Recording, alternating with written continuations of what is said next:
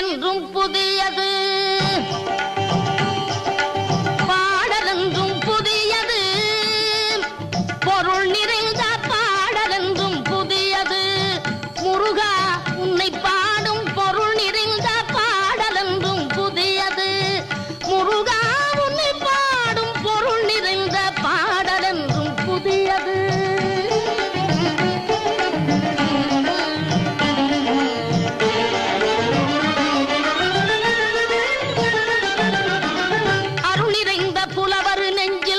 அமுதமென்னும் தமிழ் கொடுத்த பொருள் நிறைந்த பாடல் என்றும் புதியது.